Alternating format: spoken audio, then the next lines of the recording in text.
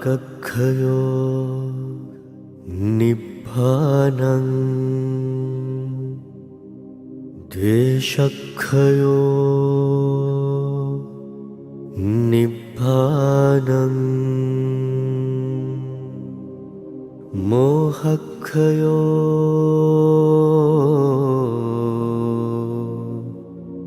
නිබ්බානං.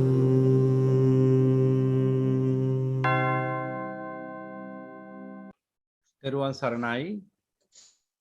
ඉතින් එහෙමනම් අදත් අපි මේ උතුම් වූ සප්ත බොජ්ජංග ඇසුරෙන් තව තවත් තමන්ගේ ධර්මාභෝධය වර්ධනය කරගන්න අවශ්‍ය දහම් කාරණා පෙන්වා දෙන්නට බලාපොරොත්තු වෙනවා. තමන්ට මේ ධර්ම ව්‍යාකරණ මහත්ඵල මහානිසංස ප්‍රතිඵල ලබා දී. ඒ නිසා හැම දහම් පදයක් කෙරෙහිම අවධානය යොමු කරමින් ඒ ධර්මයට කන් දෙන්න.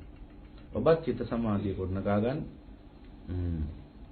අවශ්‍ය නම් කෙනෙක්ට පුළුවන් S2 එකක් වහගෙන ඒ චිත්ත සමාධිය ගොඩනගාගෙන සෝතද්්වාරයට සහ මනෝද්්වාරයට පමණක් ඉඩ අවස්ථාව ලබා දෙන්න. හැබැයි ඒකේ තේරුම S2 වහගෙන නිදා ගන්න කියන එක නෙමෙයි. ගොරවන සද්දෙන්න බෑ. හොඳට S2 වහගෙන දහම් සමාධිය ගොඩනගාගෙන බණ අහන්න පුරුදු වෙන්න. එතකොට ශබ්දයටයි ප්‍රධාන වශයෙන්ම අවධානය යොමු වෙන්නේ. එතකොට සෝත අවධානය ඇති වෙනවා. නැත්තම් වටපිටේ තියෙන රූප දිහා බලන් හිතෙනවා නෙවෙයි අතරම. පටිච්ච වෙලා ඒ රූප පිළිබඳ විඥාන ගොඩ නැගිනවා. චක්කුංච පටිච්ච රූපේ චුප්පජ්ජති. චක්කු විඥාන. හිතල කරන දෙයක් නෙවෙයි අත්තටම. ඒක හේතුඵල වශයෙන් සිද්ධ වෙන ක්‍රියාදාමයක්. ඒ නිසා දොරටු අවහිර කරගෙන අනවශ්‍ය දොරටු වහලා දාලා මේ වෙලාවේ මනාකොට මේ ධර්මයට කන් දෙන්නට අදිෂ්ඨානය ඇති කරගන්න. හොඳයි. තං සුනාථ සාදුකං මනසිකරෝත. හොඳින් මේ ධර්මයට කන් දෙන්න මනාකොට මේ ධර්මයේ දරා ගන්න නුවණින් මෙනෙහි කරන්න ඊට අනුකූලව පිළිපදින්න. ඒ අනුසාරයෙන් අසිරිමත් වූ භාගතුන් වහන්සේ ධර්මයේ දේශනා කරනකොට භික්ෂූන් හොඳින් ධර්මය අහගෙන හිටියා. එහෙම ධර්මය අහගෙන ඉන්නකොට ප්‍රමාණිකූලව කෙලෙස් ඉඳලා යන පටන් ගත්තා. සංවර සීලය බලවත් වෙන්න පටන් ගත්තා, සමාධිය බලවත් වෙන්න පටන් ගත්තා, ප්‍රඥාව බලවත් වෙන්න පටන් ගත්තා. ඒ සංවර සීලෙන් යුක්ත ආර්ය සමාධියත් ආර්ය ප්‍රඥාවත් වැඩෙන්න පටන් ගත්තා. ඔය විදිහට ආර්ය සීලය, ආර්ය සමාධිය, ආර්ය ප්‍රඥාව වැඩෙනකොට එක්තරා භික්ෂුවකට තමන්ගේ අවිජ්ජාව නිසා යම්කිසි ප්‍රශ්නයක් හටගත්තා. නිවන් මඟ පිළිබඳ යම්කිසි අවබෝධයක් සොයන භික්ෂුවකට. දැන් සම්මා සම්බුදු පියාණන් වහන්සේගේ ධර්මය ඇසූ පමණින්ම යම් ආකාරයකට ඒ ධර්මය අවබෝධ වෙන්නේ නැහැ කෙනෙක්ට. දැනගත්ත පමණින් අවබෝධ වෙන්නේ නැහැ. ඥානසෝ පස්සතෝ. දැනගත දේ ප්‍රත්‍යක්ෂ වෙන්න ඕන. දැනගත දේ ප්‍රත්‍යක්ෂ වෙන්න ඕන. එතකොට මේ දැනගත දේ පිළිබඳව විවිධාකාර විචිකිච්ඡා ඇති වෙනවා. ඒකයිල ස්වභාවයි. විචිකිච්ඡා නීවරණින් කරන්නේ මේ වැඩේ තමයි. නමුත් යම් දවසක සත්‍ය මේයි, පරම සත්‍ය මේයි. තත්වාකාරයෙන් දැනගතට පස්සේ සියලු විචිකිච්ඡා සිඳිලා යනවා. නමුත් එසේ නොවන තාක්කල් විවිධ විචිකිච්ඡාවන් ඇති වෙනවා. නිවන ගැන උනත් විවිධාකාර විචිකිච්ඡාවන් ඇති වෙන්න පුළුවන්. මේ විදිහට එක්තරා භික්ෂුවක් හිටියා. සම්මා සම්බුදු පියාණන් වහන්සේමයි මේ කතා පොත දක්වන්නේ කේවට්ට සූත්‍රයේ. ඉදිරියේදී ඔබට අති මහාර්ග සූත්‍ර දේශනාවක් වන මේ උතුම් වූ නිවන් මඟ වැඩිම පිළිබඳව අති මහාර්ග දහම් අවබෝධයක් ලබා දෙන උතුම් වූ කේවට්ට සූත්‍ර දේශනාව අනාගතයේදී විග්‍රහ කරනවා දවසක් පුරාම. සමහර දවසකිනුත් බැරි වෙන්න ඉඩ තියෙනවා. ඒ සූත්‍ර දේශනාවේ මෙන්න කතා පොතක්. දැන් ඒ ආකාරයෙන් සීලෙන් ප්‍රඥාවෙන් වැඩෙනකොට භික්ෂුව තාම අරිහත් ඵලයටපත් උනේ නැහැ කියමුකෝ. විචිකිච්ඡාවක් නැගිනවා යම්කිසි ආකාරයකින් නිවන පිළිබඳ. නිවන පූර්ණ වශයෙන් දකින්න පුළුවන් ඉන්නේ අරිහත් ඵලයේදී. එතනින් මෙහා ඉන්න සියලුම ආර්ය ශ්‍රාවකයන්ට නිවන පිළිබඳ ප්‍රත්‍යක්ෂ ඥාණයෙන් යම් මට්ටමකට ගෝචර වෙනවා. නමුත් 100ක් ගෝචර වෙන්නේ නැහැ. නිසා පුංචි කුකුස් තියෙන්න පුළුවන්. විචිකිච්ඡා ඇති වෙන්න පුළුවන්. ඒ භික්ෂුවට ප්‍රශ්නයක් ආවා. ඒ තමයි මේ විශ්වයේ සියල්ල සකස් වෙලා තියෙන මේ ධාතුන්ගෙන් පඨවි ධාතුව, ආපෝ ධාතුව, වායෝ ධාතුව, තේජෝ ධාතුව, ඊළඟට ආකාශ ධාතුව, විඥාන ධාතුව කියන ප්‍රධාන ධාතු 6කින්. එයින් පඨවි, ආපෝ, තේජෝ, වායෝ කියන්නේ අචේතනික ධාතු. පඨවි, ආපෝ, තේජෝ, වායෝ මහා භූත, අචේතනික භූත. ඒ කියන්නේ ඒවට හිතන්න හැකියාවක් නැහැ. ආකාශ ධාතුව කියන්නේ අනිෂ්පන්න ධාතුවක්. ඒ කියන්නේ ආකාශ ධාතුව කියන්නේ පඨවි ආපෝ තේජෝ වායෝ වගේ කර්මයෙන් ජනිත කරපු රූපයක් නෙවෙයි. අර පඨවි ආපෝ තේජෝ වායෝ කියන ධාතුන් යම් තැනක ඒක රාශී වීමේදී ඒ ධාතුන් අතර යම්කිසි හිඩසක් නිර්මාණය වෙනවා. ඒකෙන් තමයි මේ ලෝකේ රූප හැදෙන්නේ. ඒ ධාතුන්ගේ යම්කිසි ඒක රාශී වීමකදී හිඩස් අවකාශ පවතින අවකාශ කුහර. මේවා තමයි ආකාශ ධාතු කියන්නේ. ඉඩක් ගන්නව ස්වභාවය. ඒ ධාතුන් අතර ඉඩක් ගන්නව ස්වභාවය නිසා තමයි විවිධ රූප හැදෙන්නේ. එක එක රූපවල එක එක ආකාරයේ හැඩරුව දකින්න හම්බ වෙන්නේ. මෙන්න මේ ආකාශ ධාතුව නිසා. ඒ ආකාශ ධාතුව එතනින් ඉවත් වෙච්ච ගමන් මේ සියලු පදාර්ථ කඩාගෙන වැටෙනවා. ඒ කියන්නේ දැන් අපිට මේ පේන අවකාශය තනිකරම ආකාශයක්. ඇත්තටම කිව්වොත්. මේ ආකාශයේ විවිධාකාර මේ රූප කලාප පඨවි ආපෝ තේජෝ වායෝ වර්ණගන්ධ රසෝජා කියන සුද්‍රාෂ්ටක රූප කලාප වලින් සකස් වෙච්ච පරමාණු වලින් තමයි මේ අවකාශය තුල මේ රූප සකස් වෙලා තියෙන්නේ. ඒ පරමාණු ඇතුලේ වැඩියෙන්ම තියෙන අවකාශ ධාතුව. ස්පේස් එක තියෙන පරමාණු ඇතුලේ. ඒ පරමාණුක තියෙන අවකාශය ඉවත් කළොත් මේ පෘථුවියම නිකන් අල්ලට ගන්න පුළුවන් ස්වභාවයකට කුඩා වෙනවා. ඒ කියන්නේ සියලුම පරමාණු තුල තියෙන අවකාශ ධාතු ඉවත් කළොත් මුළු පෘථුවියම නිකන් අල්ලට ගන්න පුළුවන් තරමේ කුඩා ප්‍රමාණයක් බවට පත් වෙනවා. මොකද ඒ තරම මේ විශ්වයේ මේ රූප සියල්ල සකස් වෙලා තියෙන මේ අවකාශ කුහර නිසා. මේ අවකාශ ධාතු නිසා ඒ ස්වභාවයත් සැලකිල්ලට ගන්නවා ධර්මයේ තුලදී. එතකොට මේ පඨවි ආපෝ තේජෝ වායෝ ඊළඟට ආකාශ මේ කියන ධාතු පහෙන් සකස් වෙච්ච ලෝකයක් තියෙනවා අචේතනික ලෝකයක් පාන නැති ලෝකයක්. ඒ වගේම ওই ධාතු පහත් එක්ක එකතු වෙනවා තව විඥාන ධාතු. එතකොට ධාතු 6කින් සකස් වෙනවා සචේතනික ධාතු. හිතන්න පුළුවන් ස්වභාවයක් ඇති යම් කිසි පදාර්ථයක් නිර්මාණය වෙනවා. හිතකය වශයෙන්. එතකොට මෙන්න මේ විදිහට මේ ලෝකේ ධාතුන්ගේ ස්වභාවයක් තියෙනවා. ධාතුන් නිසා සකස් වෙච්ච රූප කොටක් තියෙනවා. ඒ වගේම අචේතනික සහ සචේතනික භූත වශයෙන් ඒ දෙආකාරයෙන්ම රූප වේදනා සංඥා සංකාර විඥාන හේවත් මේ රූප සහ නාම වශයෙන් කොටස් දෙකක් පවතින විශ්වයේ. එතකොට මෙන්න මේ ස්වභාවයන් සියල්ල මේ සංසාරයට ඇතුළත් වෙනවා. එහෙනම් මෙන්න මේ භික්ෂුන් වහන්සේ කල්පනා කරනවා මේ පඨවි ආපෝ තේජෝ වායෝ කියන මේ ධාතු නොපවතින තැනක් ඇද්ද යම්? නොපවතින තැනක් ඇද්ද? මේ පඨවි ආපෝ තේජෝ වායෝ කියන ධාතු නොපවතින තැනක් ඇද්ද? එතකොට මේ අනන්තය තුල කොහේ හරි ඇද්දේම තැනක්. මේ අනන්තයේ කොහේ හෝ මේ පඨවි ආපෝ තේජෝ වායෝ කියන මේ ධාතු නොමැති තැනක් ඇද්ද? මීරහඳ තාරකා පායන් නැති තැනක් ඇද්ද? මේ කුඩා සහ ලොකු කුඩා වශයෙන් හීන මධ්‍යම මහායාන ආදී වශයෙන් මේ විවිධාකාර ස්වභාවයන්ගෙන් යුක්ත මේ සංකත නොමැති තැනක් ඇද්ද? මේ සියලු නාම රූප නිරුද්ධ වෙච්ච යම් තැනක් ඇද්ද? ඒ තැන කොහිද? ඒ තැන මේ අනන්ත විශ්වයේ අනන්ත විශ්ව අවකාශයේ කොහිද? කියලා ප්‍රශ්නයක් ඇති වුණා. මේ සියලු නාම රූපයන් නොමැති යම් තැනක් ඇද්ද මේ විශ්වයේ කොහේ හෝ මේ අනන්තයේ? ඒ තැන කොහිද කියලා. මේ ප්‍රශ්නයට උත්තර අසිරිමත් වූ සම්මා සම්බුදු පියාණන් වහන්සේට විතරයි දෙන්න පුළුවන්. නමුත් මේ භික්ෂුව යම්කිසි ආකාරයකින් එතනදී නොහික්මිච්ච ස්වභාවයකටපත් වුණා. යම්කිසි ආකාරයෙන් අවිජ්ජාව නිසා. ඒ නොහික්මිච්ච ස්වභාවය මත මේ ප්‍රශ්නට උත්තරයක් හොයාගන්නවා කියලා හිතුවා දෙවියන්ගෙන් සහ බ්‍රහ්මයන්ගෙන්. එහෙම හිතාගෙන මේ භික්ෂුව මුලින්ම ගියා චාතුර්මහරජික දෙවියෝ ළඟට. ගිහිල්ලා ඇහුවා චාතුර්මහරජික දෙවියන්ගෙන් අර ප්‍රශ්නේ. මේ පඨවි ආපෝ තේජෝ වායෝ කියන ධාතු නොමැති තැනක් මේ විශ්වයේ කොහේ හෝ ඇද්ද? මේ සියලු ලොකු කුඩා යනාදි වශයෙන් හීන වූ මහත් වූ යනාදි වශයෙන් මේ විවිධාකාර බෙදීම් ඇති මේ සියලු සංකත අවසන් වෙච්ච තැනක්. සංකත නොපවතින තැනක් මේ විශ්වයේ කොහේ හෝ ඇද්ද? මේ සියලු නාම රූප ධර්ම නිරුද්ධ වෙච්ච තැනක්, නූපදින තැනක් මේ විශ්වයේ කොහේ හෝ ඇද්ද? යනාදි වශයෙන් දැන් හොයමින් යනවා. මේ ප්‍රශ්නට උත්තරයක්. චාතුර්මහරජික දෙවියන්ගෙන් ඇහුවාම කිව්වා පින්වත් භික්ෂුව ස්වාමීන් වහන්සේ ඔබ වහන්සේ අහන ප්‍රශ්නෙට උත්තරේ අපි දන්නේ නැහැ. සමහර විට ඕක අපේ දෙව් රජවරු දන්නවා ඇති.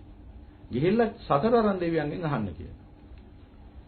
ඊට පස්සේ මේ භික්ෂුව සතරවරන් දෙවියන් හමුවට ගියා මේ ප්‍රශ්නෙට උත්තරේ හොයන්න. විරෝධ විරූපාක්ෂ වෛශ්‍රවණ දුතරාෂ්ට්‍ර කියන මේ සතරවරන් දෙවිවරු ගාවට ගියා. චාතුරු මහරජිකේ දෙවිවරු. සිංහලෙන් අපි කියනවා හතරවරන් දෙවියෝ, සීවරන් දෙවියෝ යනාදී වශයෙන්. මෙන්න මේ සතරවරන් දෙවිවරු ඉස්සරහට ගිහිල්ලා මේ භික්ෂුන් වහන්සේ ප්‍රශ්නෙට උත්තරය අහනවා. සතරවරන් දෙවිවරු කියනවා පින්වත් භික්ෂුව ස්වාමීන් වහන්සේ ඔබ වහන්සේ අහන ප්‍රශ්නෙට අපි උත්තර දන්නේ. හැබැයි ওই ප්‍රශ්නෙට උත්තරය දන්නේ නැති අපට වඩා කාන්තිමත් ප්‍රභාමත් පිරිසක් ඉන්නවා තව්තිසා වැසියෝ. තව්තිසයට ගිහිල්ලා තව්තිසා දෙවියන්ගෙන් අහන්න. ඊට පස්සේ මේ භික්ෂුන් වහන්සේ තව්තිසා දෙවියන් ගාවට ගියා. ගිහිල්ලා ඉවර වෙලා තව්තිසා දෙවියන්ගෙන් අහනවා මේ ප්‍රශ්න ඉදිරිපත් කරලා උත්තරේ. එතකොට තව්තිසා දෙවිවරු කියන්න ගත්තා පින්වත් භික්ෂුව ඔය ප්‍රශ්නෙට උත්තරේ අපි දන්නේ අපට වඩා ඒ ගැන දැනුමක් ඇති උත්තරමයෙක් ඉන්නවා තමයි ශක්‍ර දේවේන්ද්‍රයන්න් වහන්සේ. උන්වහන්සේගෙන් ගිහිල්ලා ඔය ප්‍රශ්නේ අහනවා. ඊට පස්සේ ශක්‍ර දේවේන්ද්‍රයා ගාවට ගිහිල්ලා මේ ප්‍රශ්නට උත්තරය අහනවා. දැන් අහන්නේ මේ පඨවි ආපෝ තේජෝ වායෝ කියන මෙන්න මේ සතර මහා භූත ඊළඟට මේ ලොකු කුඩා මහා සංකත ඊළඟට මේ සියලු නාම රූප ධර්ම නොමැති තැනක් මේ විශ්වයේ පවතිනවාද කියලා. මේ අනන්ත අවකාශය ඇතුලේ. අවකාශය ඇතුලේ තියෙනවද කියලා මේ හොයන්නේ. මේ ලෝකයේ ඇතුළෙම කොහේ හරි මෙහෙම තැනක් තියෙනවද? ශාක්‍ර දේවේන්ද්‍රයන්ගෙන් ගිහිල්ලා මේ ප්‍රශ්නේ අහුවා මෙතුමාට මම ওই ප්‍රශ්නෙට උත්තරයක් දන්නේ නැහැ. ওই ප්‍රශ්නෙට උත්තරේ මට කියන්න බෑ. අපටත් වඩා කාන්තිමත් ප්‍රභාමත් පිරිසක් ඉන්නවා යාම කියලා දේව කොට්ටාසයක්. අන්නේ යාම දෙවියන්ගෙන් ගිහිල්ලා අහන්න කියලා. ඊට පස්සේ භික්ෂුව ඒ යාම දෙවියන් මුණ ගැහිලා අහනවා පින්වත්නි මෙන්න මේ ප්‍රශ්නට උත්තරේ දන්නවද? යාම දෙවිවරුත් කියන්න ගත්තා පින්වත් භික්ෂුව ඔය ප්‍රශ්නට උත්තරේ අපි දන්නේ. අපට වඩා පින්වන්ත ප්‍රභාමත් කාන්තිමත් උත්තමයෙක් ඉන්නවා සුයාම දෙව් රජු. යාමේ දෙව් රජු. එතුමාගෙන් ගිහිල්ලා ඊට පස්සේ මේ හාමුදුරුවෝ මේ භික්ෂුව සුයාම දෙව් රජුගෙනුත් ඇහුවා. එතුමා කිව්වා පින්වත් භික්ෂුව ඔය ප්‍රශ්නට උත්තරේ මම දන්නේ. හැබැයි ඔය ප්‍රශ්නට උත්තරේ දන්නව ඇති සමහර විට අපට වඩා කාන්තිමත් ප්‍රභාමත් දේව කොටාසයක් ඉන්නවා තුසිත කියලා. ඒ තුසිත දෙවියන්ගෙන් ගිහිල්ලා අහන්න කියලා. ඊට පස්සේ තුසිතයට ගිහිල්ලා තුසිත දේව කොටාසෙන් ඇහුවා මේ ප්‍රශ්නට උත්තරයක් දන්නවද? ඒ වෙලාවේ තුසිත දෙවරුත් කියන්න ගත්තා පින්වත් භික්ෂුව අපටත් වඩා කාන්තිමත් ප්‍රභාමත් උත්තමයෙක් ඉන්නවා සන්තෝෂිත දේව රජු. තුසිතේ දිව්‍ය රාජා. තුසිතේ දිව්‍ය රාජා. එතුමාගෙන් ගිහිල්ලා මේ ප්‍රශ්නට උත්තරය අහන්න. ඊට පස්සේ තුසිතේ දේව රජු මුණ ගැහෙන්න ගියා. සන්තෝෂිත දිව්‍ය රාජයා. එතුමාගෙන් ගිහිල්ලා ඇහුවා මේ ප්‍රශ්නට උත්තරය දන්නවද? එතුමාත් කිව්වා පින්වත් භික්ෂුව ওই ප්‍රශ්නට උත්තරේ මම දන්නේ නැහැ. හැබැයි අපටත් වඩා කාන්තිමත් පිරිසක් ඉන්නවා දේව කොටාසයක් නිම්මාන රති කියලා. ඒ දෙවියන්ගෙන් ගිහිල්ලා අහන්න. ඊට පස්සේ නිම්මාන රති දෙවියන්ගෙන් ගිහිල්ලා මේ ප්‍රශ්න අහනවා. එතුමාලත් කියනවා පින්වත් භික්ෂුව මීටත් වඩා අපටත් වඩා කාන්තිමත් ප්‍රභාමත් පිරිසක් ඉන්නවා. පාරණිම්මිත වසවර්ති කියලා දේව සමායන. සුනිම්මිත කියලා දෙව් රජු. අපට වඩා පින්වන්ත කාන්තිමත් ප්‍රභාමත් දෙව් රජෙක් ඉන්නවා සුනිම්මිත. එතුමන්ගෙන් ගිහිල්ලා සුනිම්මිත දෙව් රජුගෙන් ගිහිල්ලා මේ ප්‍රශ්නට උත්තරයක් අහුව මේ භික්ෂුව. එතකොට කිව්වා පින්වත් භික්ෂුව අපටත් වඩා කාන්තිමත් දේව කොටාසයක් ඉන්නවා වසවර්ති පාරණිම්මිත වසවර්ති කියලා. ඒ දේව කොටාසෙන් ගිහිල්ලා එතෙන්ටත් ගිහිල්ලා ඇහුවා. ඒ පාරණිම්මිත වසවර්ති දෙවියෝ කිව්වා පින්වත් භික්ෂුව අපි මේ ප්‍රශ්නට උත්තරේ දන්නේ නැහැ. අපටත් වඩා කාන්තිමත් ප්‍රභාමත් උත්තමයෙක් ඉන්නවා ඒ පාරණිම්මිත වසවර්තියේ වසවර්ති දිව්‍ය රාජයා මාර පුත්‍රයා. මාර දිව්‍ය රාජයා. කවුරුත් දන්න මාරයා. මොන මාරයාද මේ? බාහිර මාරයා. අභ්‍යන්තර මාරයා නෙමෙයි. සිත නැමැති මාරයා නෙමෙයි මේ. කාමයේ අග්‍ර කරගත්ත දිව්‍ය රාජයා. එතුමාගෙන් ගිහිල්ලා ඇහුවා මේ ප්‍රශ්නට උත්තරේ. පාරණිම්මිත වසවර්ති දෙවියෝ කියනවා පාරණිම්මිත වසවර්ති දිව්‍ය රාජයාත් කියනවා පින්වත් භික්ෂුව ප්‍රශ්නට උත්තරේ මම දන්නේ නැහැ. හැබැයි අපටත් වඩා කාන්තිමත් ප්‍රභාමත් පිරිසක් ඉන්න බ්‍රහ්මකායික දේව කොටාසි බ්‍රහ්මයෝ. ඒ බ්‍රහ්මයන්ගෙන් ගිහිල්ලා අහන්න. ඊට පස්සේ බ්‍රහ්ම ලෝකෙට ගිහිල්ලා බ්‍රහ්මකායික දේව කියලා කියන්නේ බ්‍රහ්මකායික දේව කොට්ටාසිනොත් ඒ බ්‍රහ්මයාගෙන් මේ ප්‍රශ්නෙට උත්තරයක් අහනවා. මෙන්න මේ වෙලාවේ මෙන්න මේ බ්‍රහ්මකායික දේවරු කියනවා පින්වත් භික්ෂුව ඔය ප්‍රශ්නට උත්තරේ අපි දන්නේ නැහැ. අනිවාර්යෙන් ඔය ප්‍රශ්නට උත්තරේ දන්න කෙනෙක් ඉන්නවා. ඒ තමයි මේ සියල්ල නිර්මාණය කළ සියල්ලෙහිම මැවුම් කරුවා වන සියල්ලෙහිම ආදිකත්වවරයා වන අප සියලුම දෙනාගේ පියාණන් වහන්සේ වන ඒ මහා බ්‍රහ්ම රාජයා මහා බ්‍රහ්මයා එතුමා නම් අනිවාර්යයෙන්ම ඔය ප්‍රශ්නට උත්තරේ දන්නවා. එතුමා නොදන්න දෙයක් නැහැ මේ ලෝකේ කියලා. ඊට පස්සේ අහුවා කොහෙද ඔය මහා බ්‍රහ්මයා ඉන්නේ කියලා. ඊට පස්සේ කිව්වා ඒකවත් කියන්න අපි දන්නේ නැහැ. මොකද ඒ තරම්ම බල සම්පන්නයි, සර්ව බලධාරී, මහා විද්‍යාවන්තයි. කොයි ලෝකෙ ඉන්නවද කියනවත් අපි දන්නේ නැහැ. කොහේ ඉන්නවද කියලා දන්නේ නැහැ. ඉන්න තැනක් නම් අපි දන්නේ නැහැ. හැබැයි ඉන්න බව දන්නවා. එතුමා මහා බල සම්පන්නයි කියලා බ්‍රහ්මකායික දෙවිවරු කිව්වා. ඒ තරම් බලවත් මේ මහා බ්‍රහ්මයා. කොහෙද ඉන්නේ කියලා කාටවත් හොයාගන්න බෑ. මොකද ඒකට හේතුව නොපෙනී ඉන්න පුළුවන්කම තියෙනවා. ඕනම අවකාශයක පේන්නේ නැතුව ඉන්න පුළුවන් හැකියාව තියෙනවා මහා බ්‍රහ්මයාට. ඒ නිසා. එතකොට මේ විදිහට උත්තර දුන්නාම මේ භික්ෂුව ඒ බ්‍රහ්ම ලෝකේ කෝ මහා බ්‍රහ්මයා කියලා හොයන්න පටන් ගත්තා.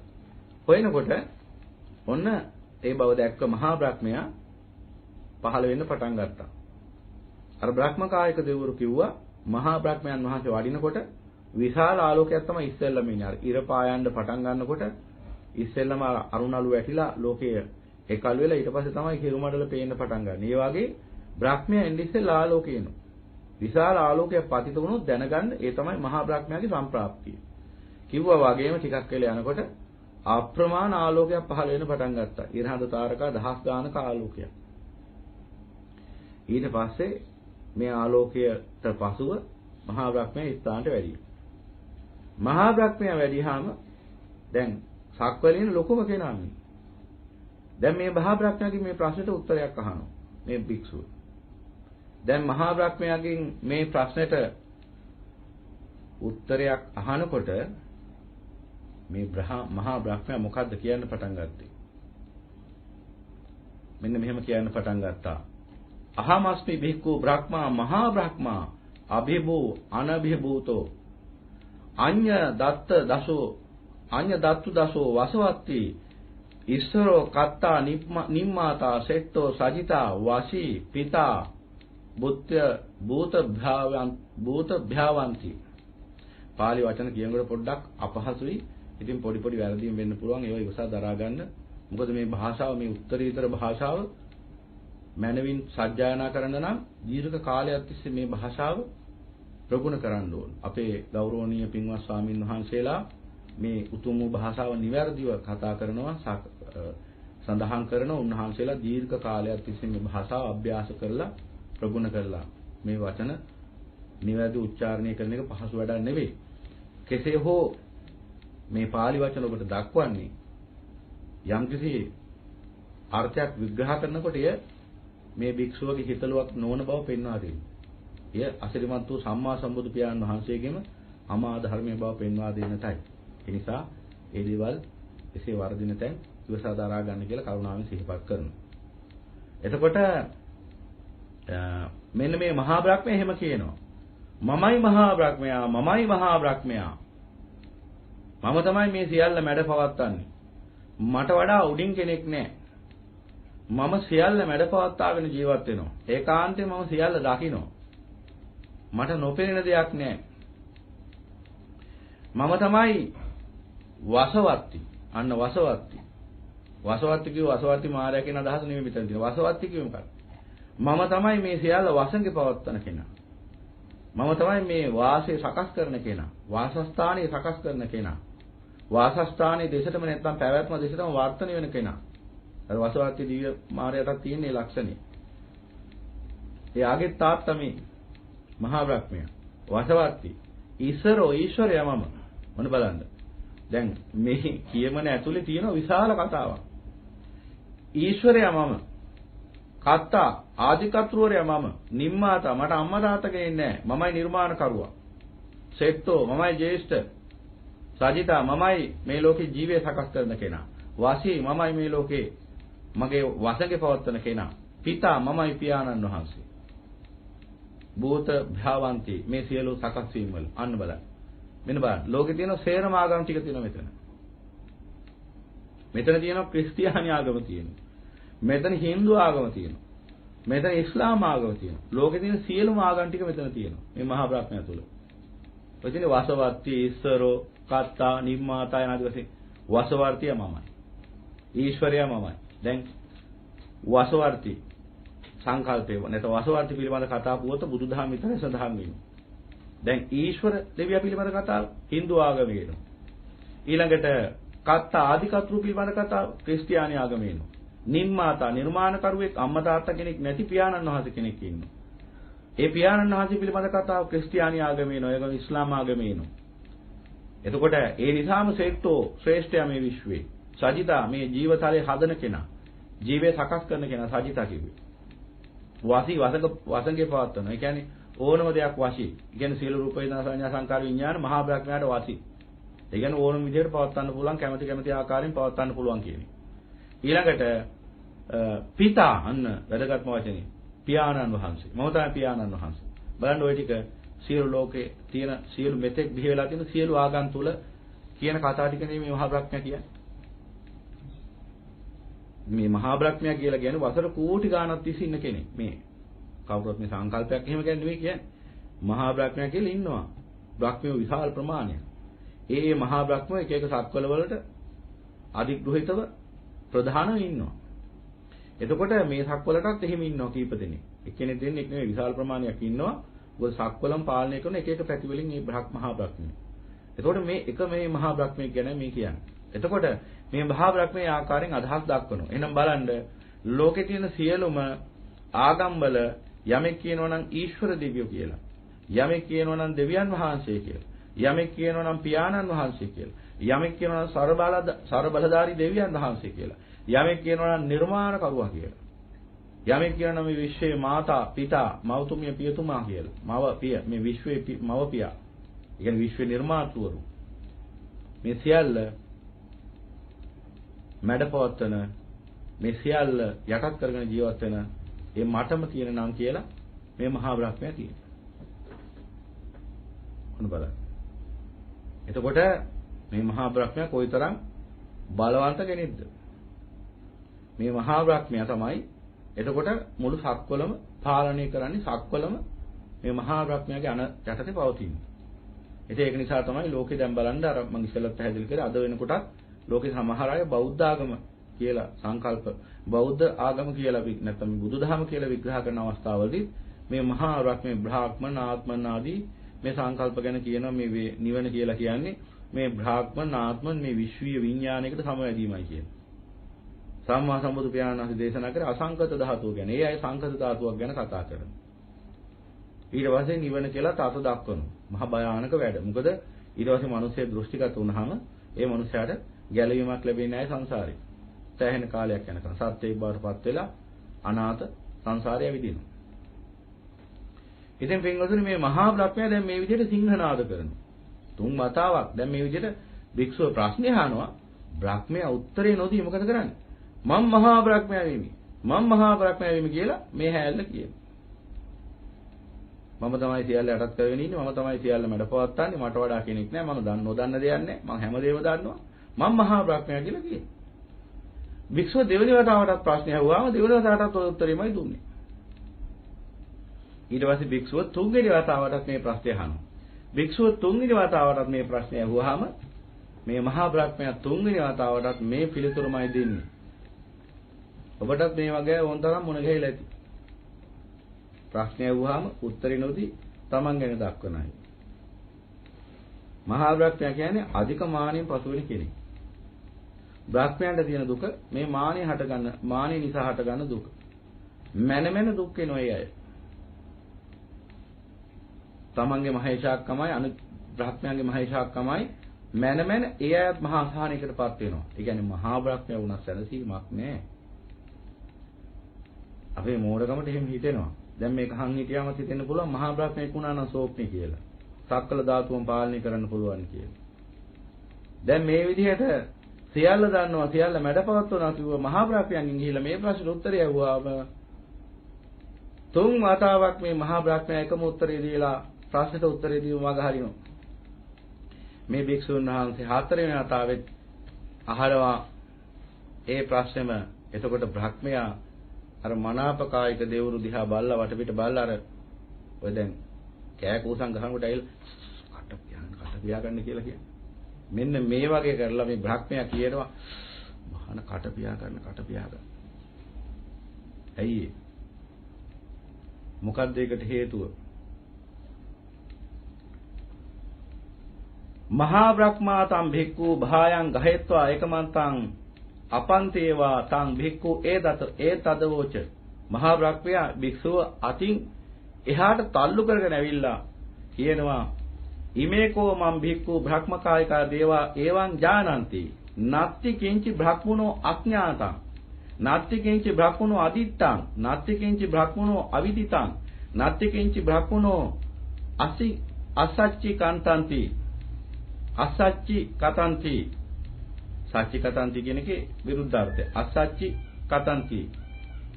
තස්මාහයන් තේසං සම්මුඛාන ව්‍යාකාසින්. ඔන්න බලන්න කියපේක.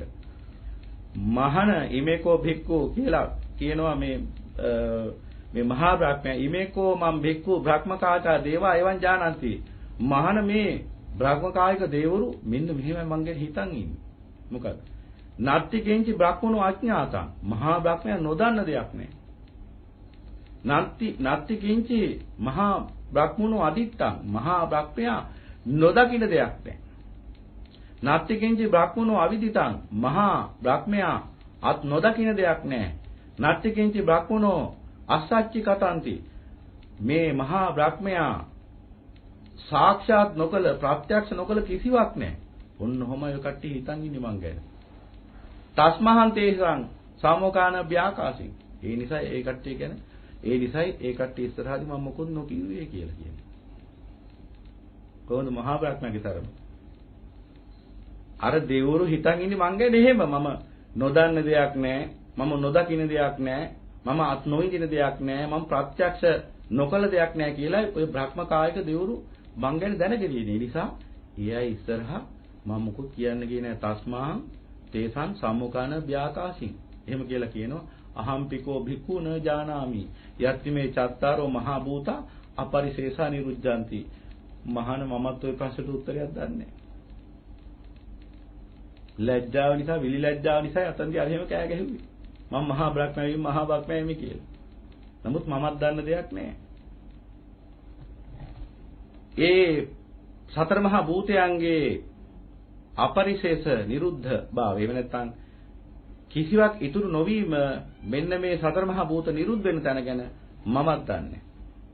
එහෙම දේශනා කළා. එහෙම උත්තරේ දීලා හැබැයි මේ බ්‍රහ්මයා හොඳ කතාවකුත් කියනවා අවසානයේ. එතකොට මොකද්ද කියන්නේ? ඒ විදිහට කියනවා සේයතිදම් පඨවි ධාතු, ආපෝ ධාතු, තේජෝ ධාතු, වායෝ ධාතුති තස්මාතිහ බික්ඛු තොය හේවතං දුක්ඛටං තොය හේවතං අපරද්දං යන්තං තං භගවන්තං අතිසිට්වා බහිද්දා පරියත්තං ආපජ්ජසීමස්ස පඤ්ඤස්ස ව්‍යාකරණස්ස. ඒකේ තේරුම තමයි මහාන ඔබ මහා අපරාධයක් කළේ. ඔබ ඕන්නේ නැති වැඩක් කළේ. ඔබ අනවශ්‍ය දෙයක් කළේ. ඔය ප්‍රශ්නෙට උත්තරය දන්නේ අසිරිමත් වූ භාගතුන් වහන්සේ. ඔබ භික්ෂුවක් කියලා ඒ උතුම් භාගතුන් වහන්සේව අතිධාව ඒ උතුම් භාග්‍යතුන් වහන්සේව ඉක්මවලා මේ විදිහට දිව්‍ය ලෝක ගානේ බ්‍රහ්ම ලෝක ගානේ මේ ප්‍රශ්නෙට උත්තරයක් හොයමින් ආපේක වැරදි මහාන. එළ මේ භාග්‍ය මේ බ්‍රහ්මයා අන්න අර භික්ෂුවට පෙන්වා දෙනවා. අපි දන්නේ නැහැ කිසි කෙනෙක්. මේ මහා බ්‍රහ්මයා වෙලා මමත් දන්නේ නැහැ ඔය ප්‍රශ්නෙට උත්තරේ. ලැජ්ජාව නිසා ඉස්සෙල්ලා මම මහා බ්‍රහ්මයා කියලා කෑ ගැහුවේ උන්ට මමත් දන්න දෙයක් නැහැ. ඔය ප්‍රශ්නෙට උත්තරේ දන්නේ අසිරිමත් වූ භාගතුන් වහන්සේ විතරයි. මහාන යන්න. ඊළ උන්වහන්සේගෙන් ඔය ප්‍රශ්නෙට උත්තරය අහන්න. ඔබ කලේ වැරදි වැඩක්. උන්වහන්සේ ළඟම ඉඳගෙන උන්වහන්සේ ඉක්මවලා ඔබ ආවනේ අපෙන් මේ ප්‍රශ්නෙට උත්තරයක් ගන්න කියලා මහා බ්‍රහ්මයා මේ භික්ෂුවට දොස් කියනවා. ඊට පස්සේ මේ භික්ෂුව දික්කල අතක් වක් කරන සැනින් වක්කල අතක් දික් කරන සැනින් නැවතත් මොකද කරන්නේ? අතකෝ සෝකේ වඩ්ඩ බික්ඛු සේයතාපි නාම බලවා පුරිසෝ සම්මීචිතං භාං පසාරේය පසාරිතං වා බාහං සම්මිජ්ජය ඒවමෙය කෝ බ්‍රහ්ම ලෝකේ අන්තරහිතෝ මම පුරතෝ පාතුර හෝසි.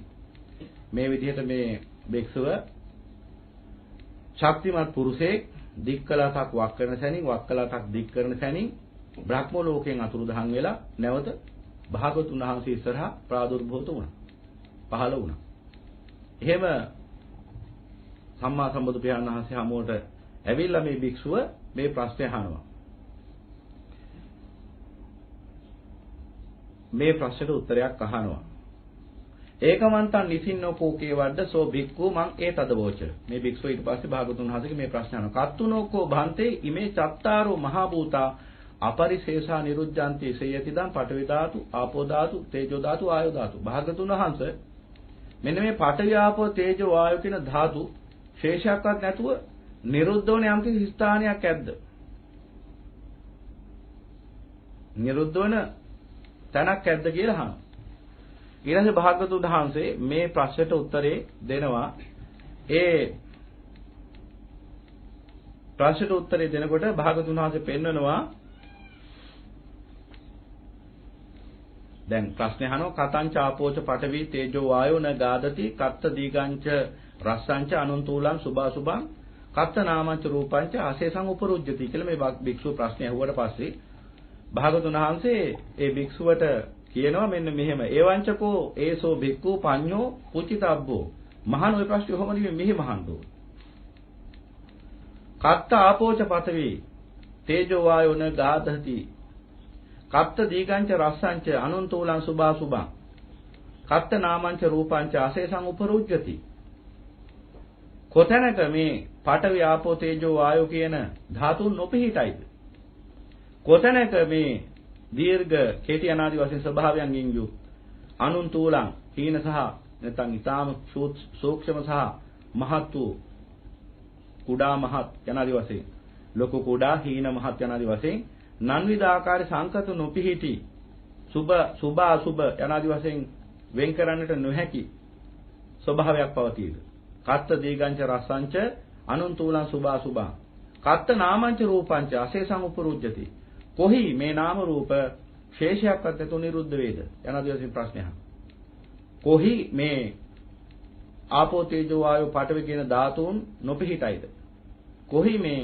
සංකත මේ ලොකු කුඩා සංකත නොපිහිටයිද කොහි මේ නාම රූප ශේෂයක්වත් නැතු නිරුද්ධ වේද යනාදි වශයෙන් ප්‍රශ්න අහන්න වහන යනාදි වශයෙන් භාගතුන් වහන්සේ ප්‍රශ්නෙත් අහලා ඒ භික්ෂුවට දේශනා කරනවා తත්‍ර වේයාකරණම් භවති ඒ ප්‍රශ්නට උත්තරේ මෙන්න මෙසේ විග්‍රහ කළ යුතුයි ඔබ අපස්කේල දෙන සොයනේ නිවන විඥානං අනිදස්සනං අනන්තං සබ්බතෝ පබං එත්ත ආපෝච පඨවි තේජෝ වායෝ න ගාදති එත්ත දීගංච රස්සංච අනුන්තූලං සුභා සුභං එත්ත නාමංච රූපංච අශේෂං උපරුජ්ජති විඥානස්ස නිරෝධේන ඒතෙත්තං එත්තේතං උපරුජ්ජති මේ ගාථාවේ අර්ථය විවිධ තැන්වල විවිධ ආකාරයෙන් විග්‍රහ කරලා තියෙන්න පුළුවන් විවිධ පොත්වල කුමක් තිබුණත් ඔබ හිතවල රඳව ගන්න ඕන අසිරිමත් වූ සම්මා සම්බුදු පියාණන් වහන්සේ දේශනා කරපු ධර්මය.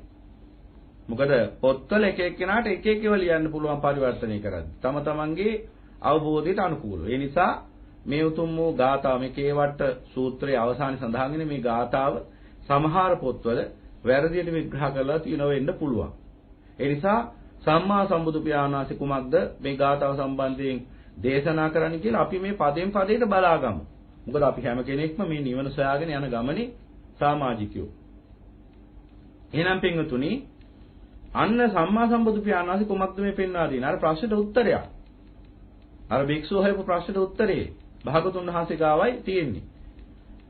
එතනදී තා පොඩි රසබර අවස්ථාවක් දක්වන්න ඕන. මේ භික්ෂුව අර විදිහට දිව්‍ය ලෝකයෙන් පටන් අරන් මහා බ්‍රහ්මයා දක්වාම ගිහිල්ලා උත්තරයක් ලැබුණ නැතුව නැවත අසිරිමත් වූ බුදු පියාණන් වහන්සේ හමුවටම නැවත ආවා. දැන් මේ වෙලාවේ මේ භික්ෂුව නොහික්මිච්ච වැඩක් කළේ. කියන්නේ තියෙන පඬිතකම අහංකාරකම නිසා කරපු වැඩක් තිබුණේ. නැත්තම් එහෙම අය අදටත් ඕතරම් ඉන්න පුළුවන්. මේ වගේ අදටත් තියෙනවා. සම්මා සම්බුදු පියාණන් වහන්සේ අසලම වැඩ සිටිද්දී උන්වහන්සේගෙන් මේ ප්‍රශ්නට උත්තරය අහන්න නැතුව, ඒ කියන්නේ මේ විශ්වයේ මේ ප්‍රශ්නට උත්තරය දෙන්න පුළුවන් උන්වහන්සේට බව හොඳටම දැන තියෙන පඬිරකමට අහංකාරකමට අර දිව්‍ය තලවලයි බ්‍රහ්ම තලවලයි බඩගාලා අවසානයේ මහා බ්‍රහ්මයාගෙනුත් දැනුම් අහලා ආවා. ඔහොමයි අදටත් තියෙන්නේ. එතකොට මේ භික්ෂුව එහෙම ආවහම ඔබට හිතෙන්නේ කොහොමද? මහා කාර්ණික සම්මා සම්බුදු පියාණන් වහන්සේ අනේ ඉන්න පින්වත් මහණ ඇවිල්ලා ඉඳ ගන්න මහණ ඔබට වැරදුනාද මහණ ඉන්න මං හරි ගස්සන්නම් කියලා.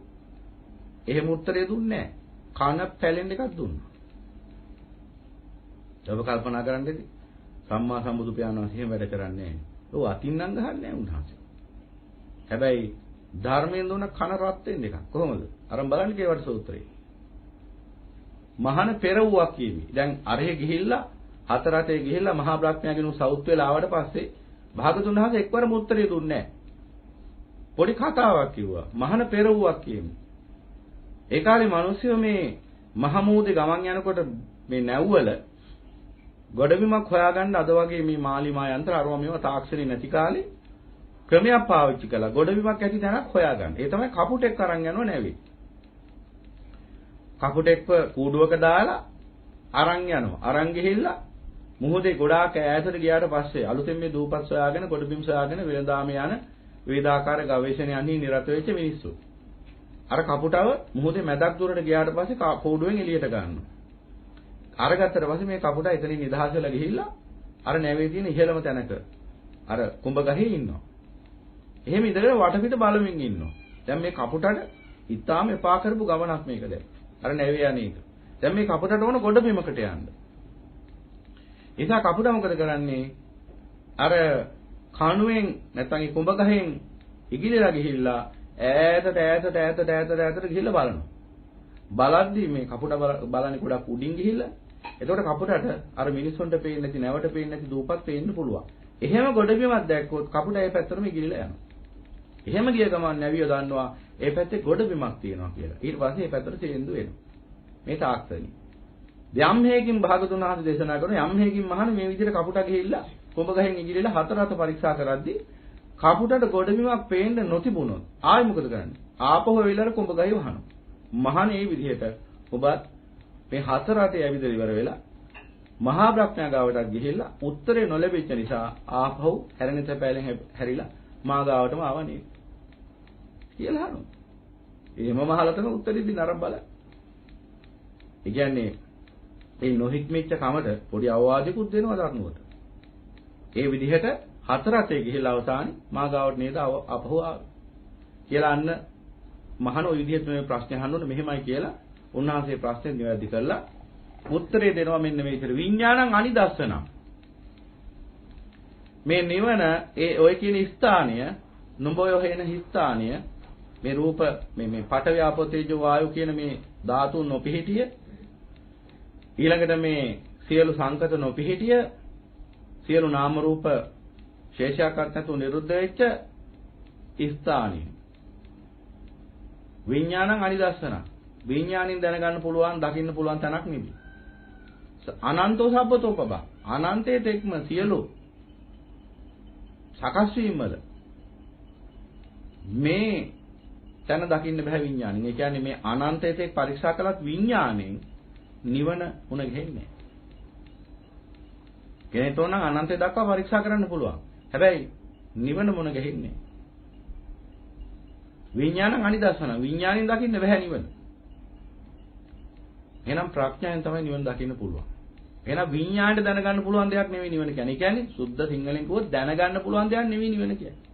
ඒ කියන්නේ දැනීමක් නෙවෙයි නිවන කියන්නේ සුද්ධ සිංහලෙන් වල. අවේදිත නිර්වාණය. විඳීමක් නැති නිවන. විඳීමක් ඇති නිවනක් නැහැ. ඒක වේදිත නිර්වාණය කියලා දක්වන්නේ අර අරිහතුන් වහන්සේ පරිනිර්වාණයට එක් ගත කරන සාමයෙන්. ඒ ඇරෙන්නට වේදිත නිර්වාණය කියලා එහෙම 아무තු වෙනත් නිර්වාණයක් නැහැ. නිවන අවේදිතයි.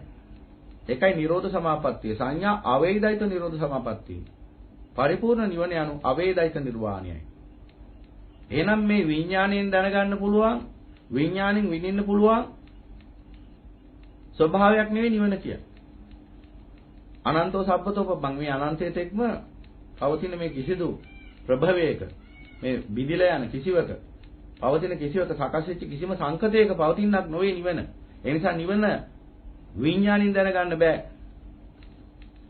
එත්ත ආපෝච පඨවි තේජෝ වායෝ න ගාදහති. එහි මෙන්න මේ පඨවි ආපෝ තේජෝ වායෝ කියන ධාතුන් පිහිටන්නේ නැහැ. න ගාදති කිය පිහිටන්නේ නැහැ. ඒ නිවනේ ආපෝ තේජෝ වායෝ කියලා ස්වභාවයක් නැහැ. එහෙනම් ආපෝ තේජෝ වායෝ කියලා කියන්නේ මේ ස්වභාව හතරක්. ওই ස්වභාවයෙන් තමයි මේ ලෝකෙම තියෙන සියලු රූප ඇතුළු මේ සියලු අචේතනික සචේතනික සියල්ල සකස් වෙලා තියෙන්නේ. එහෙනම් ඒ රූපයන් ඒ ධාතුන්ගේ ස්වභාවයක් ධාතුන්ගේ පිහිටීමක් මේ අසංකත ධාතුවේ නැහැ. ඒ නිවනේ නැහැ. එහි පවතින්නේ නැහැ. එත්ත දීගාංච රසංච අනන්තෝලං සුභා සුභං එත්ත නාමංච රූපංච ආශේසං උපරුජ්ජති. එහි මේ දීර්ඝ කෙටි කියලා කුඩා මහත් කියලා ස්වභාවයක් නැහැ. සුභා සුභ කියලා ස්වභාවයක් නැහැ. එහි සියලු නාම රූප ශේෂයක්වත් නැතුව නිරුද්ධ වෙලා තියෙන්නේ. විඥානස්ස නිරෝධේන එත්තේතං උපරුජ්ජති. අන්න ඒ සියලු නිරෝධයන් හේතු කරගෙන විඥානයේ සධර්ම නිරුද්ධ වෙනවා.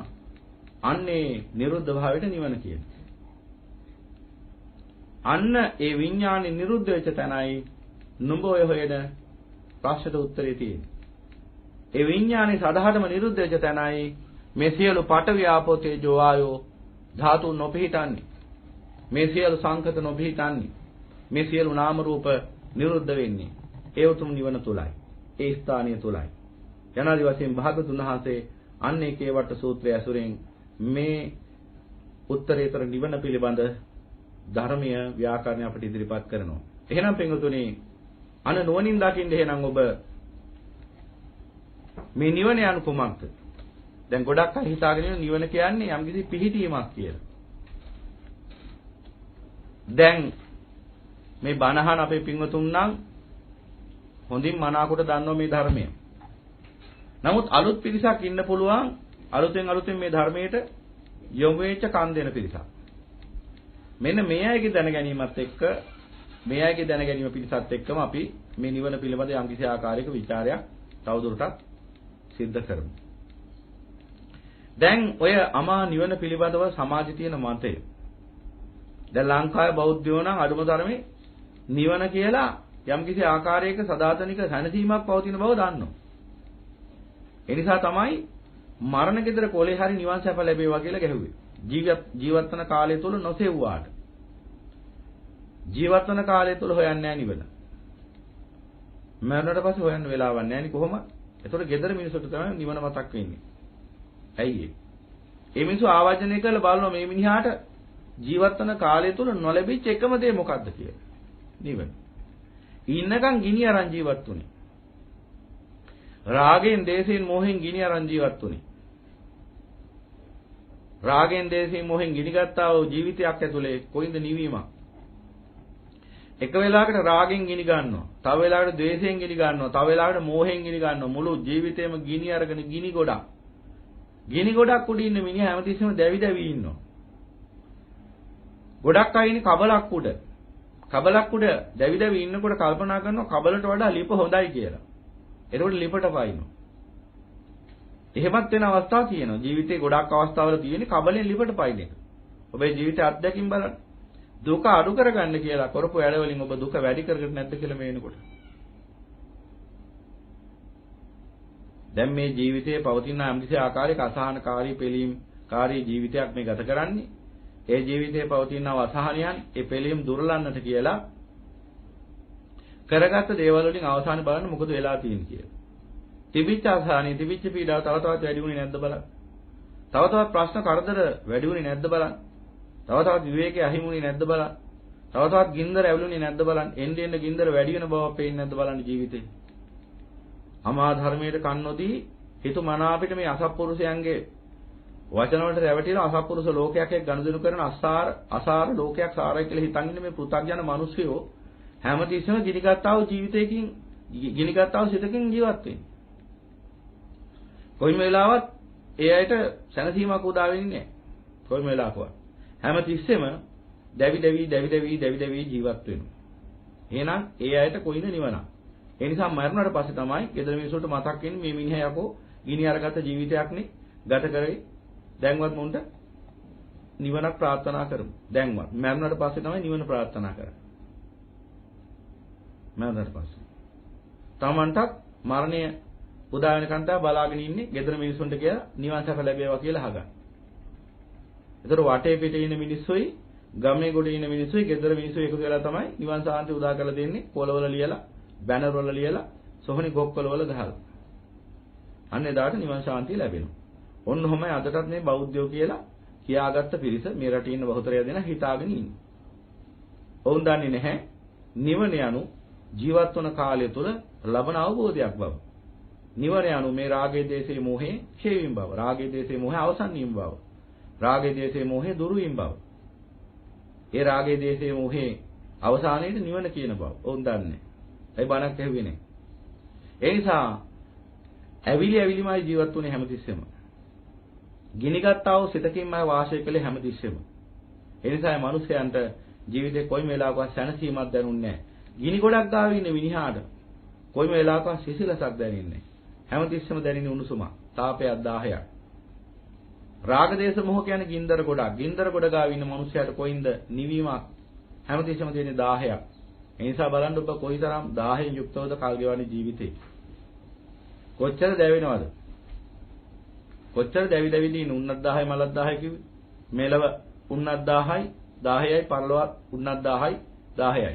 ඒ කිව්වේ දෙලොවදීම දැවෙන්න සිද්ධ වෙනවා. මොකද දෙලොවම පවතින රාග දේශ මොහ. එහෙනම් මේ රාගයේ දේශේ මොහේ දුරු කර ගැනීමයි නිවන. එහෙනම් මේ රාගයේ දේශේ මොහේ දුරු කරගන්න කරන්න ඕන එකම දෙයයි මොකද්ද? යථාර්ථවාදී චින්තනය ඇති කර ගැනීම. අමා ධර්මයට කන් දීගෙන ඉන්නකොට ඒ යථාර්ථවාදී චින්තනය නොහොත් මේ කාමයේ ආස්වාදයේ දුකයි කියන අවබෝධය ඇති වෙනවා. ඊට පස්සේ මොකද වෙන්නේ? චින්තන මූලය පිරිසිදු වෙනවා. ඒ කියන්නේ හිතන්න පටන් ගන්න යම්කිසි මූලයකින් නම් ඒ මූලය අපිරිසිදුනා. එතනින් එහා පැත්තට පවතින චින්තනයත් අපිරිසිදුයි. එතකොට මොකද වෙන්නේ? ඒ අපිරිසුදු චින්තනය ඇතුළේ නිර්මාණය වෙන චර්යාව නොහොත් චරිතයත් අපිරිසිදුයි. ඒ චර්යාවේ පිහිටියාම චරිතය කියනවා. එතකොට අන අපිරිසුදු චරිත පේනවා අපිට ලෝකේ. එහෙනම් අර මූලයේ පිරිසිදුනහම චින්තනයේ පිරිසිදු වෙනවා. චින්තනයේ පිරිසිදුනහම චරිතයත් පිරිසිදු වෙනවා.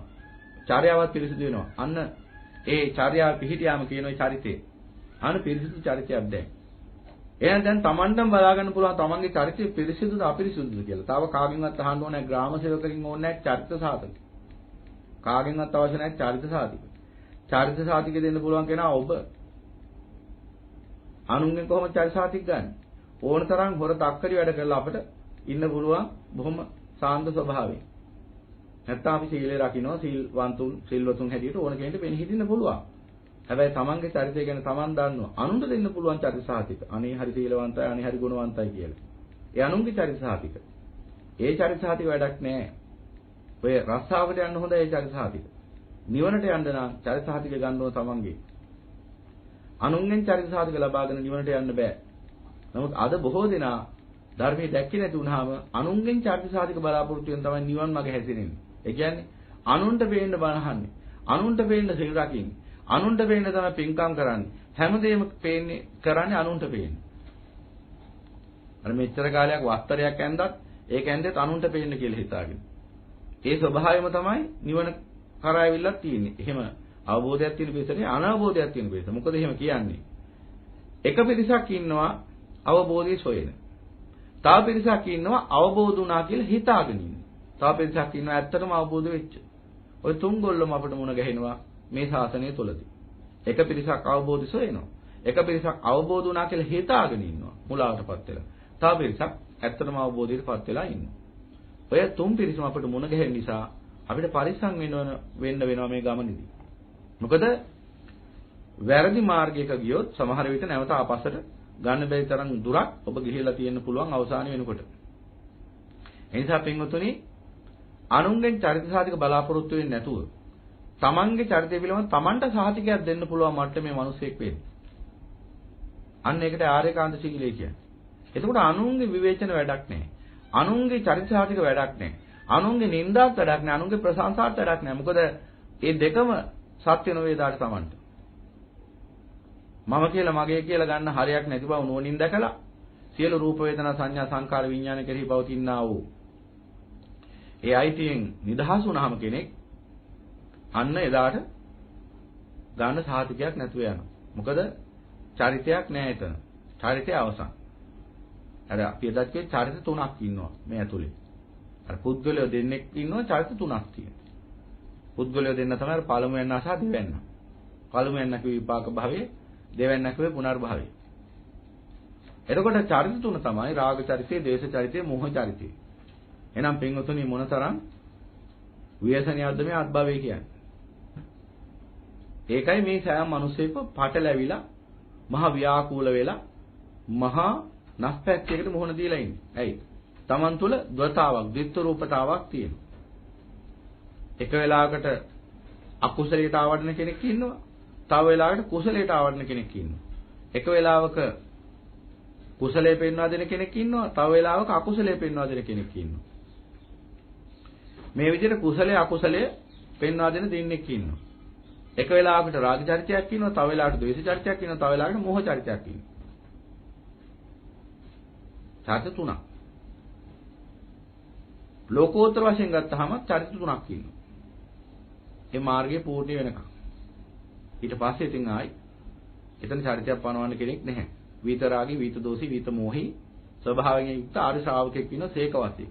අසේක කියන භාවයටපත් වුණාට පස්සේ විතරාගී, විත දෝෂී, විත මෝහී කියලා කියන්නේ පුද්ගල ගතියක් නොවේ. එය පරම නිෂ්ඨාය ස්වභාවය. එතකොට පනවන්න කෙනෙක් නැතුව යනවා එතන. එතකොට එහෙනම් මෙන්න මේ විදිහට මේ ජීවිතය ඇතුලේ චරිත ජීවත් වෙනවා. පුද්ගලයෝ දෙන්නෙක් ජීවත් වෙනවා. ඔබටම දකින්න පුළුවන්කම ලැබෙනවා. දෙවැන්න තමයි තණ්හාව. පළමුවෙන් තමයි විපාක භවය. දෙවැන්න තමයි ඒ විපාක භවය උදෙසා පවතිනා වූ තණ්හාව. ඒ නිසා දෙන්නෙක් ඉන්න බව පේනවා. විපාක වශයෙන් එක්කෙනෙක් ක්‍රියාත්මක වෙනවා. අවිජ්ජා තණ්හා වශයෙන් තව කෙනෙක් ක්‍රියාත්මක වෙනවා. දෙන්නෙක් ඇතුළේ ඉන්නවා. මේ දෙන්න අතර සටන තමයි මේ මාර්ගයේ වඩනකොට අපි අත්දකින්නේ. අර විපාක භවය ප්‍රඥාවෙන් ක්‍රියාත්මක වෙනවා. අර පුනර්භවය තණ්හාවෙන් ක්‍රියාත්මක වෙනවා. අවිජ්ජා මුල් කරගත්ත තණ්හාවෙන් ක්‍රියාත්මක වෙනවා. මේ විදිහට දෙන්නෙක් හැමතිස්සෙම කටයුතු කරනවා. මෙතනින් බලවත් කෙනා තමයි හැමතිස්සෙම ජයගන්නේ. දුබලයා පරාජයටපත් වෙනවා. එhmenan පින්වතුනි මේ විදිහට මේ ජීවිතය ඇතුලේ සත්‍ය දකින්න බැරි කම නිසා මිනිස්සු අනාථ භාවයෙන් අනාථ භාවයටපත් වෙලා ජීවත් වෙනවා. එහෙනම් අන නිවන දැක්කේ නැති නිසා ගිනි අවුලාගෙන ජීවිතේ ගින්දර ගොඩක් බවට පත් කරගෙන සුසුම් හෙලනවා, කඳුළු සලනවා. අනන්ත අප්‍රමාණ ගිනි වලින් දැවි දැවි ජීවත් වෙනවා.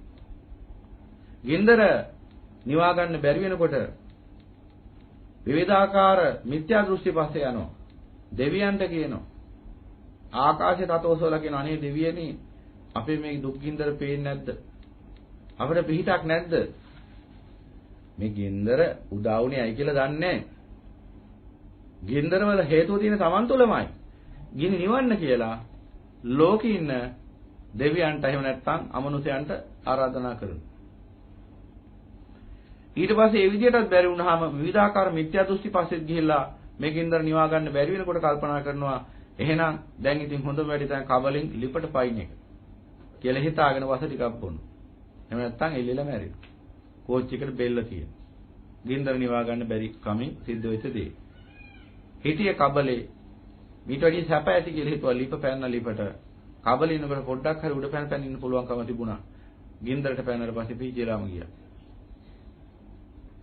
ඒ නිසා මිනිස්සු අඥාන කමින් ගන්න හැම තීරණයක් පාසාම එන්න ගින්දර වැඩි වෙනවා මිසක් ගින්දර අඩු වෙන්නේ නැහැ. ඒ නිසා දවසින් දවස මිනිස්සුන්ගේ ප්‍රශ්නවල ජීවිතවල මේ මිනිස්සුන්ගේ ජීවිතවල ප්‍රශ්න ගොඩ ගැහින්නේ. මිනිස්සු දවසින් දවස පීඩාව බහුල කරගෙන ජීවත් වෙන්නේ. දවසින් දවස මිනිස්යන්ගේ අසහනය වැඩි වෙන්නේ. මෙන්න මේ අසහනය ඒ පීඩා වැඩි වෙනකොට තමයි මිනිස්සෙක් ඉක්මනින්ම අකුසලයටත් නැඹුරු වෙන්නේ. මොකද ඒ සිත හැමදෙස්සෙම ඒ පුද්ගලයාගේ මනස ප්‍රඥාව මොට කළා දාන. ප්‍රඥාව මොට කරපු ගමන් ධර්මය අධර්මය නොපිනිය යනවා. එදාට මොකද වෙන්නේ? විනාශය කරාම ගමන් කරනවා. එහෙමනම් පින්වතුනි මේ නිවන යනවන් කිසිවක් නොවේ මේ රාගයේ දේශේ මොහේ දුර වී යාමයි. එහෙනම් ඒ උත්තරීතර නිවන අත ළඟ තියෙන. හිත ළඟ තියෙන. නිවැරදි අවබෝධය ළඟ ඒ නිවන පවතිනවා. එහෙනම් නිවන යනු කොහෙවත් පවතිනක් නොවේ. ලෝකෙ මිත්‍යා දෘෂ්ටික අදහස් තියන අය ඉන්නවා. ඒ අය කියනවා නිවන කොහේ හරි තියෙන එකක් කියලා. ඒ නිසා මෙහෙම කතාවක් කියනවා නිවන කොහේ හරි තියෙනවා කියලා හිතාගෙන මෙතෙක් ලෝකේ පහළ වෙච්ච සම්මා සම්බුදු පියාණන් වහන්සේලා ඒ වගේම අරිහතුන් වහන්සේලා පිරිනිවනටපත් වූ උතුමන් වහන්සේලාගේ ශක්තිය කොහේ හරි පවතිනවා. ඒ කියන්නේ විශ්වයේ යම් තැනක පවතිනවා. ඒ ස්ථානයේ භාගතුන් වහන්සේලා රහතන් වහන්සේලා ජීවමානයි. එහෙම හිතන්නේ. මේ වෙලාව අමූලික මිත්‍යා දෘෂ්ටියක්. මෙන්න මේ ගාථාව තුළ මේ ප්‍රශ්නට උත්තරේ තියෙනවා. විඥානස්ස නිරෝධේන එත්තේතං උපරුජ්ජති. විඥානි නිරෝධයයි නිවන. විඥානේ පැවැත්මක් භාගතුන් වහන්සේ දේශනා කරන්නේ. එහෙනම් සම්මා සම්බුදු පියාණන් වහන්සේලා හෝ රහතන් වහන්සේලා විශ්වයේ වැඩ ඉන්නවා කියන එක අමූලික මුලාවක් විතරයි. ඒ වගේම තව තියෙන ඔය විවිධාකාර අදහස් මේ ළඟදී අපේ පින්වත් මහත්මයෙක් ඇහුවා මේ කොහෙද රටක පරීක්ෂණයක් කරනවා කියලා සම්මා සම්බුදු පියාණන් වහන්සේගේ කටහඬ උන්වහන්සේ දේශනා කරපු ධර්මයේ මේ වායු බෝලේ තියෙනවා ගන්න පුළුවන් කියන තනිකර මුලාවක් විතරයි. කවදාවත් වෙන්නේ නැති දෙයක්. අබබ්බෝ කාතුම්. එහෙම වෙන්නේ නැහැ. ඒකට හේතුව තමයි විශ්වයේ පවතිනවා තමයි සම්මා සම්බුදු පියාණන් වහන්සේ දේශනා කරපු ධර්මය. හැබැයි ඔවුන් හිතන දත්ත වලින් නෙවෙයි. ඔවුන්ට ඒ දත්තය අහුවෙලා නැහැ තාම. දැන් ඔය තියෙනවානේ අන්තර්ජාලයේ යම්කිසි දත්ත භාෂාවක්. ඒ වගේ යම්කිසි භාෂාවක් තියෙනවා ලෝකේ. සියලු දත්ත ඒක රාශි වෙලා පවතින. හැබැයි ඒ භාෂාව තාම ඔවුන්ට අහුවෙලා නැහැ. ඒ නිසා ඔවුන් හිතන විදිහ දත්ත නෙවෙයි සම්මා සම්බුදු පියාණන් වහන්සේගේ ධර්මයේ සම්බන්ධයෙන් පවතින. ඒ දත්ත පවතිනවා නාම ලෝකේ. හැබැයි නාම ලෝකේ කිසිම යන්ත්‍රයකට ගෝචර වෙන්නේ නැහැ සමාධියට හැර. ඒ නිසා තාක්ෂණික යන්ත්‍ර වලින් නම් කවදාවත් සම්මා සම්බුදු පියාණන් වහන්සේ දේශනා කරපු ධර්මයේ සොයා ගන්න බෑ. සමාධියෙන් නම් පුළුවන්කම ලැබෙනවා. සමාධිය ගොඩනගා ගන්න නම් අවබෝධයෙන් හිත පිරිසිදු වෙන්න වෙනවා. පිරිසිදු කරගන්න වෙනවා. අන්න එදාට ඒ සමාධිය තුලින් සම්මා සම්බුදු පියාණන් වහන්සේ දේශනා කරපු ධර්මයේ අහන්න පුළුවන්කම තියෙනවා. දකින්න පුළුවන්කම තියෙනවා. වෙන යන්ත්‍ර වලින් නම් ඒවට හම් වෙන්නේ නැහැ පිටුතුනි. ඒ නිසා නිවන පිළිබඳ විවිධාකාර මිත්‍යා දෘෂ්ටි තියෙනවා ලෝකේ. ඒ මිත්‍යා දෘෂ්ටි ඇතුළේ ඉඳගෙන නිවන හොයනවා. කවදාවත් ඒ නිවන ඔවුන්ට ළඟා වෙන්නේ නැහැ. මක් නිසාදයක් ඔවුන්ගේ දෘෂ්ටිය වැරදි හෙන්. ඔවුන් හිතන විදිහම වැරදි නිසා. එහෙනම් පිටුතුනි, ඒ අසිරිමත් වූ සම්මා සම්බුදු පියාණන් වහන්සේ අපට පෙන්වා දෙන නිවන යනවන් කිසිවක් නොවේ. මේ සියලු රූප වේදනා සංඥා සංකාර විඥාන සදහටම නිරුද්ධ වෙච්ච ස්වභාවය. සදහටම මේ රාගයේ දේශේ මොහේ නිරුද්ධ වෙලා ගියාම අන්න එතන පවතිනවා සදාතනික නිවන. දැනුත් ඔබට ඒ නිවීම පේන ඇති ආලෝකය නැති වෙලා ගියා. දැන් ඒ සියලු ආකාරයෙන්ම නිවීමටපත් වෙන්න පුළුවන්කම තියෙනවා. එහෙනම් එහි ඉරහඳ තාරකාව ලෙලිය නැහැ කියලා කිව්වේ ඒකයි. අනන්තයේතෙක්ම ඒ නිවන සොයා ගන්න පුළුවන් එකක් නෙවෙයි. මොකද අනන්තයේතෙක්ම පවතින්නේ සංකත. එහෙනම් සංකත තුල කොයින්ද නිවන? එහෙනම් විඥානං අනිදස්සනා. විඥාණයෙන් දත නොහැක්කා වූ අනන්තයේතෙක් එසේ පරීක්ෂා කරලා දකින්නට නොහැක්කා වූ සියලු පඨවි ආපෝ තේජෝ වායෝ කියන ධාතු ස්වභාවයන් නොපිහිටියා වූ ඒ සියලු ලොකු කුඩා යන ආදි වශයෙන් සම්මත වශයෙන් පනවන සියලු සංකත නොපවතිනා වූ සියලු නාම රූප නිරුද්ධ වූ අසංකත ධාතුවයි ඒ සදාතනික නිවන. එහෙනම් ඒ සදාතනික නිවනටපත් වීම සම්මා සම්බුදු පියාණන් වහන්සේගේ අවබෝධය ඔස්සේම පමණක් කළ හැක්කක්. එහෙනම් අන්න උන්වහන්සේ අපට මේ ධර්මයේ මනාකොට පෙන්වා දෙනවා. අපි දැන් ඒ ධර්මයේ තුලින් දකිනවා ගැඹුරට තව තවත් දහම් ව්‍යාකරණ හොඳින් අහගෙන ඉන්න